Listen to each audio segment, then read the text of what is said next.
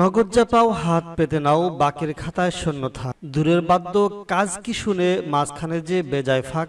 1000 বছর আগের ইরানি কবির এই দর্শন শাস্ত্র চর্চায় মেতে উঠেছে 5 আগস্টের ছাত্র জনতার অভ্যুত্থানে অংশ নেওয়া রাজনৈতিক শক্তিগুলো।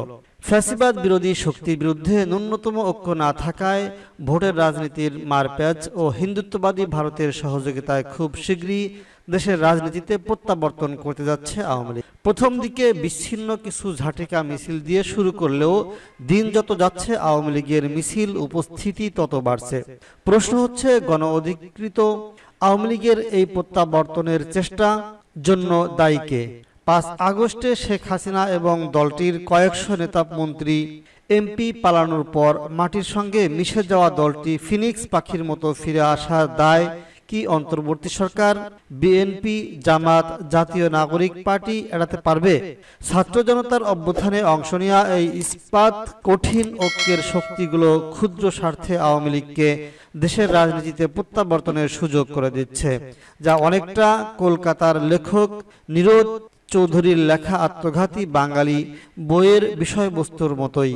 সত্যি বাঙালিরা আত্মঘাতী। রাজনৈতিক বিশ্লেষকরা বলছেন, এ দেশের মানুষের মতিগতি জোয়ার ভাটার মতো।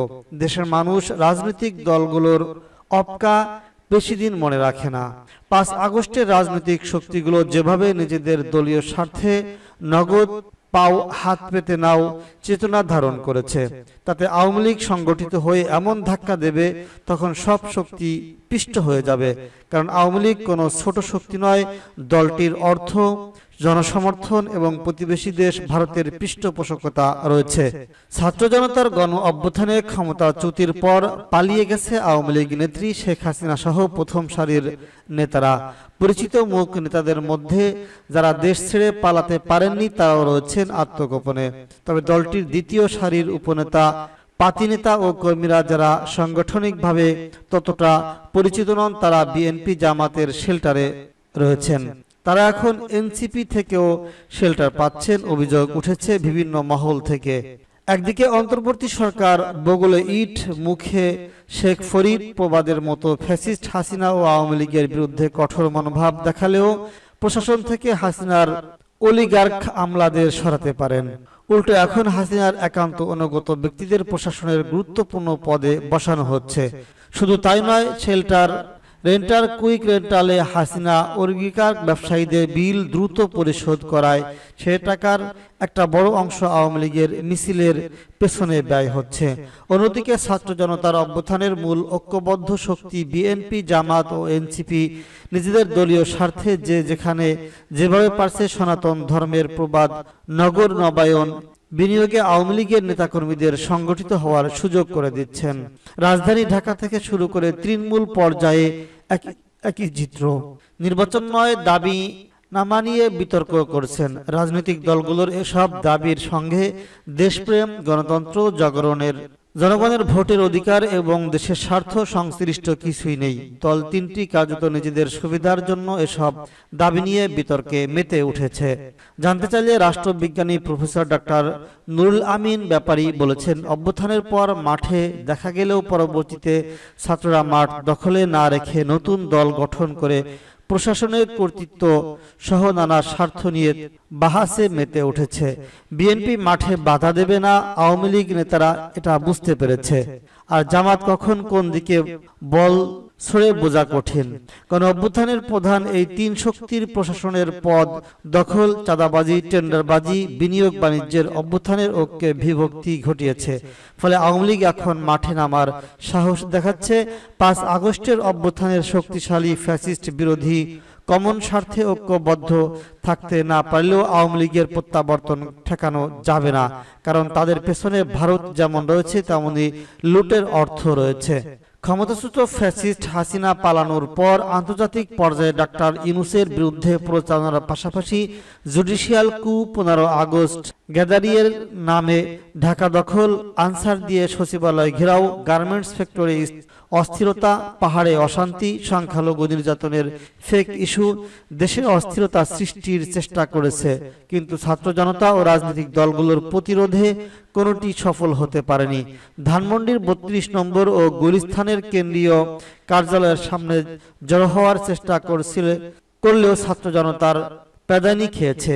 অতঃপর গভীর রাতে গ্রামের মেঠোপথে উপজেলা পর্যায়ে কয়েকজন আওয়ামী লীগের ব্যানারে মিছিল করে সোশ্যাল মিডিয়ায় প্রচার চালিয়ে সুবিধা করতে পারেনি। পুলিশ কিছু মিছিলকারীকে গ্রেফতার করেছে এবং ছাত্র সমন্বয়ক বিএনপি জামাত প্রতিহত করেছে। গোপালগঞ্জ কয়েক দফায় বিশৃঙ্খলা সৃষ্টির চেষ্টা করলেও সফল হতে পারেনি, সেনাবাহিনী দমন করেছে। হাসিনা ভারতে থেকে একের পর এক অডিও বার্তা ভাইরাল করে নেতাকর্মীদের মাঠে নামা এবং মানুষের বাড়িঘর জ্বালিয়ে দেওয়ার নির্দেশনা দেন এবং নিজেও দেশে ফিরে আসার ঘোষণা দেন, কিন্তু বেদের মেয়ে জ্যোৎস্নার মতোই আশি আশি করে ফাঁকি দিচ্ছেন। হাসিনা সহ নেতারা বিদেশে পালিয়ে থেকে বিলাসী জীবনযাপন করার দেশে পালিয়ে থাকা বিপন্ন নেতাকর্মীরা পাল্টা হাসিনা গালমন্দ করেন, কিন্তু হঠাৎ রহস্যজনকভাবে অন্তর্বর্তী সরকার আওয়ামী লীগের ব্যাপারে নমনীয় হয়ে ওঠে। আগে থেকেই ভারত একের পর এক ষড়যন্ত্রের ছক একে অন্তর্বর্তী সরকারকে অস্থিতিশীল করার চেষ্টা করেছে। হাসিনাকে বাংলাদেশে প্রবেশের চেষ্টা করাচ্ছে দিল্লির অনুগত গণমাধ্যমগুলো কৌশলে তাদের পক্ষে প্রচারণা চালাচ্ছে, যার কারণে ডেভিল হান্টের ঘোষণা দিয়েও আওয়ামী লীগ থাকতে না পারলে ঢাকা শহর কেউ রাতে ঘুমাতে পারবে না হুমকি দেয়া গাজীপুরে জাহাঙ্গীর কবির গ্রেফতারের চেষ্টা হয়নি। ফলে দেশে দিল্লির অনুগত গণমাধ্যমগুলোর পুরনো অবস্থায় থেকে নতুনভাবে আওয়ামী লীগকে ফেরানোর লক্ষ্যে প্রচারণা চালাচ্ছে এবং আওয়ামী লীগের নেতাকর্মীদের মিছিলের জন্য উৎসাহী করছে। আবার গত কয়েক মাস ধরে বিএনপি, জামাত ও এনসিপি তাদের নিজেদের দলীয় ও ব্যক্তি স্বার্থে আওয়ামী লীগ ও নিষিদ্ধ ছাত্রলীগের নেতাকর্মীদের পুনর্বাসন শুরু করে। বিএনপির বিরুদ্ধে অভিযোগ ওঠে ঢাকা জেলা ও মহানগর চট্টগ্রাম, নেত্রকোনা, নোয়াখালী, ময়মনসিংহ, মুন্সিগঞ্জ, মানিকগঞ্জ, গাইবান্ধা, মাদারীপুর সহ কয়েকটি জেলার স্থানীয় নেতার টাকার বিনিময়ে আওয়ামী লীগ নেতাকর্মীদের আশ্রয় দিচ্ছেন। এ নিয়ে জনমনে ক্ষুব্ধ প্রতিক্রিয়া দেখায় বিএনপি ও অঙ্গ সংগঠনের ত্যাগী ও নির্যাতিত নেতাকর্মীরা। বাধ্য হয় বিএনপি আওয়ামী লীগকে দলে অন্তর্ভুক্তির বিরুদ্ধে কঠোর নির্দেশনা দেয়।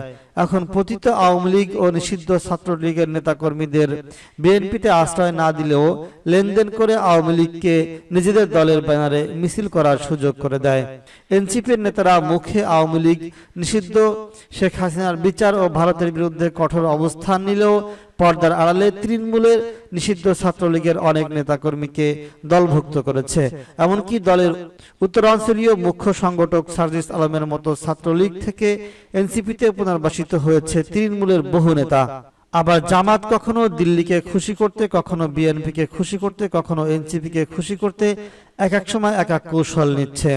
আওয়ামী লীগের ভোট টানতে দলটির আমির সাবেক প্রেসিডেন্ট এরশাদের মতোই আনপ্রোডাক্টিবল কথাবার্তা বলছেন। তিনি কখনো বলছেন দিল্লির বিরুদ্ধে জামাত নয়, কখনো বলছেন একটি দল নির্বাচনের জন্য মরিয়া হয়ে উঠেছে, কখনো বলছেন রমজানের আগে নির্বাচন দিতে হবে, কখনো বলছেন সংস্কার ছাড়া নির্বাচন নয়, কখনো বলছেন জামাত ক্ষমতায় গেলে নারী রাজ্যে যেমন খুশি পোশাক পরতে পারবে, আবার নারী সংস্কার কমিশনের প্রতিবেদনের বিরোধিতা করেছেন।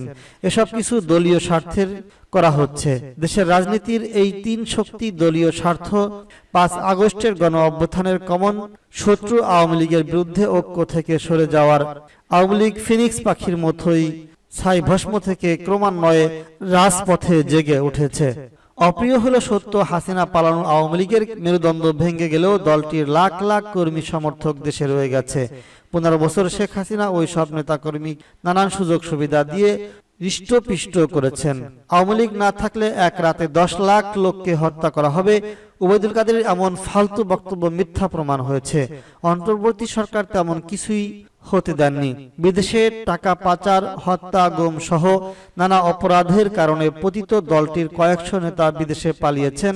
শতাধিক নেতা গ্রেফতার হয়ে কারাগারে রয়েছেন, কিন্তু দেশের অভ্যন্তরে নীরবে যারা রয়ে গেছেন তারা সুযোগের অপেক্ষায় ছিলেন।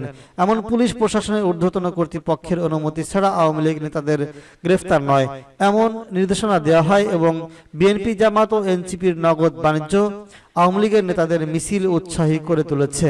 খোঁজ নিয়ে জানা গেছে, কয়েক দিন আওয়ামী লীগ সহযোগী তৃণমূল প্রতিম সংগঠনের নেতাকর্মীরা রাজধানী ঢাকা সহ দেশের কয়েকটি জেলায় ঝাঁটিকা মিছিল করেছে। রাজধানী মিরপুরের শেওড়াপাড়া, রূপনগর, যাত্রাবাড়ি, ডেমরা, শাহবাগ এসব ঝাঁটিকা মিছিল করে দলটির নেতাকর্মীরা। কিশোরগঞ্জ, শরীয়তপুর, মাদারীপুর, গোপালগঞ্জ ও খুলনা সহ আরো কয়েকটি জেলায় এই কর্মসূচি পালন করে দলটি। এসব মিছিলে সরকার বিরোধী স্লোগান সহ আওয়ামী লীগের সভাপতি শেখ হাসিনাকে দেশে ফিরিয়ে আনার স্লোগান দেওয়া হয়। রাজনৈতিক বিশ্লেষকরা মনে করেন, 5 আগস্টের শক্তিশালী ঐক্যবদ্ধ না থাকলে সামনে আওয়ামী লীগের ভয়াবহভাবে প্রত্যাবর্তন ঘটলে অবাক হওয়ার কিছুই থাকবে না। এ প্রসঙ্গে গণ অধিকার পরিষদের সাধারণ সম্পাদক রাশেদ খান ফেসবুক পোস্টে লিখেন, ঢাকায় ও খুলনায় আওয়ামী লীগ বিশাল মিছিল করেছে।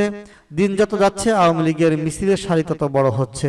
সরকারের সঙ্গে রাজনৈতিক দলগুলোর দূরত্ব, ভোটের রাজনীতির মারপ্যাচ ও বিদেশিদের সহযোগিতার খুব শীঘ্রই রাজনীতিতে প্রাসঙ্গিক হতে যাচ্ছে আওয়ামী লীগ। ফ্যাসিবাদ বিরোধী শক্তির মধ্যে ন্যূনতম বোঝাপড়া ছাড়া আওয়ামী লীগের ফেরানো কেউ থামাতে পারবে না। আওয়ামী লীগ কোনো ছোট শক্তি নয়।